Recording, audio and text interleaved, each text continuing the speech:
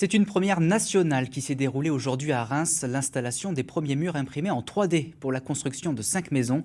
Baptisé Villaprint, ce projet suscite beaucoup d'attentes et de fantasmes tant les retombées attendues sont considérables. Sophie Dumais, Philippe Cocampo. La gâche de ciment est au bâtiment ce qu'une bouteille de champagne est au baptême d'un navire. Pour cette première nationale, les murs de béton imprimés en 3D, fabriqués à Rungis, vont servir à construire 5 maisons. Ce projet Villaprint a obtenu en novembre 2020 la certification du Centre scientifique et technique du bâtiment qui l'autorise à mettre en location des maisons imprimées.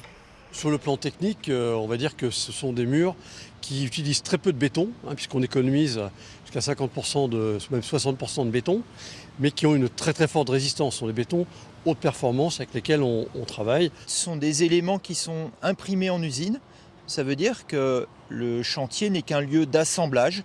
La période de chantier est réduite. Ici, on gagne 4 mois à 5 mois de délai. Et ensuite, pour les compagnons du chantier, c'est beaucoup moins de pénibilité. Il n'y a plus de parpaings, plus de briques à porter.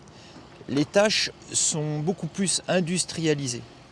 Avec ce projet inédit, l'impression en 3D a séduit le cabinet d'architectes. Cette nouvelle technique ouvre le champ des possibles. C'est très attrayant de travailler avec cette technologie puisqu'on a une liberté architecturale. Là, on a voulu exprimer comme un village vernaculaire avec ses courbes généreuses qui offrent des cocons à l'intérieur du logement et qui s'ouvrent largement sur les jardins.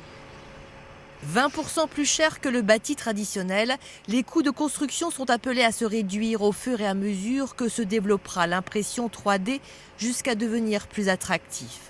Coût de l'opération pour le bailleur social, 200 000 € pour chaque maison Villaprint.